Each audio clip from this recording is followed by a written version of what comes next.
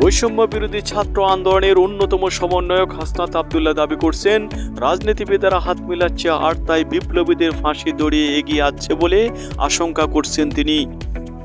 মঙ্গলবার 12 নভেম্বর বেলা 2:30টার দিকে ফেসবুকে এক পোস্টে এমন বক্তব্য দেন হাসনাত। তিনি লিখেন, রাজনীতিবিদেরা হাত মিলাচ্ছে আর তাই বিপ্লবীদের ফাঁসি দড়িয়ে এগিয়ে আসছে। ওই পোস্টের বাহিরে আর কিছু লিখেননি বা কোনো ঘটনার বিষয়ে ইঙ্গিত দেননি। তবে পোস্টের কমেন্ট বক্সে রাজনৈতিক দলগুলোর কর্মকাণ্ড এবং অন্তর্বর্তী সরকারের পদক্ষেপগুলো নিয়ে সন্দেহ এবং হতাশা প্রকাশ করেন অনেকেই মন্তব্য করছেন। পোস্টের বিষয় জানতে চাইলে হাসনাত বলেন, রাজনৈতিক বন্দোবস্ত এবং পেশিবাদের বিরুদ্ধে এক দফা হয়েছিল, কিন্তু দেখা যাচ্ছে রাজনৈতিক দলগুলোর সংবিধান প্রীতি মুজিবের ছবি সরানোর কারণে আমরা দেখলাম যে গত 16 বছর ধরে গণতন্ত্রের জন্য এই সংবিধানের বিরুদ্ধে আন্দোলন করা একটি দলের মাঝে এখন একটা প্রীতি দেখা যাচ্ছে। রুহুল কবির রিজভীকে ইঙ্গিত করে হাসনাত বলেন, দেখলাম যে একটা বক্তব্য দেওয়া হয়েছে যে শেখ মুজিবের ছবি সরানো ঠিক হয়নি। মুস্তাকের সঙ্গে তুলনা করা হয়েছে যে মুস্তাক এই কাজ করছিল। এই বিষয়গুলো দুঃখজনক। এছাড়া রাজনীতিবিদরা অগ্রজ এবং অনুজের মাঝে বিভাজন তৈরি করছে বলে মনে করেন হাসনাত। বর্তমান সংবিধানের অধীনে অন্তর্বর্তীকালীন সরকারের কর্মকাণ্ড নিয়েও অসন্তোষ প্রকাশ করেন হাসনাত। বলেন, এই সংবিধানের বিরুদ্ধে আমরা আন্দোলন করছি, অথচ এই সংবিধানের অধীনে রাষ্ট্রপতির কাছ থেকে সরকার শপথ নিচ্ছে। এই বিষয়গুলো কোথাও না কোথাও বিপ্লব বা গণ অভ্যুত্থানের স্পিরিটে ঘাটতি তৈরি করছে বলেও উল্লেখ করেন হাসনাত। গত রোববার 10 নভেম্বর রাষ্ট্রপতির বাসভবনে বঙ্গভবনের দরবার হল থেকে শেখ মুজিবের ছবি সরিয়ে ফেলা হয়।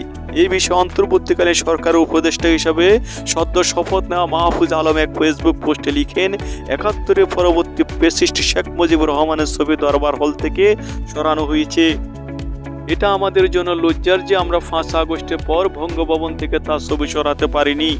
তবে মানুষের ভিতরে জুলাই স্পিরিট যতদিন থাকবে তাকে আর কোথাও দেখা যাবে না। এর আগে সোমবার রাতে নিজের ফেসবুক প্রোফাইল ছবি লাল করে হাসনাত আব্দুল্লাহ লিখেন, সাইদ ওয়াসিম মুগ্ধ, শেষ হয়নি যুদ্ধ। গত জুলাই আগস্টে বৈষম্য বিরোধী আন্দোলনে চলাকালে ছাত্র জনতাকে নির্বিচারে হত্যার প্রতিবাদে ফেসবুক প্রোফাইল লাল করছিলেন হাসনাত সহ অন্য সমন্বয়কেরা। এই সময় আন্দোলনের সমর্থন দেওয়া অসংখ্য মানুষ তাদের প্রোফাইল একইভাবে লাল করছিলেন।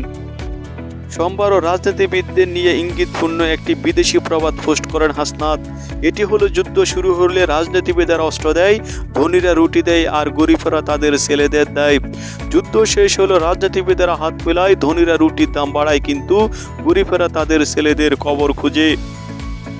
এদিকে প্রোফাইল লাল করে কিছুক্ষণ আগে আরেকটি পোস্ট উপদেষ্টা পরিষদের আকিজ গ্রুপের ব্যবস্থাপনা পরিচালক শেখ বশিরউদ্দিন ও চলচ্চিত্র নির্মাতা মোস্তফা সরোয়ার ফারুকীকে জায়গা দেওয়ার সমালোচনা করেন তিনি।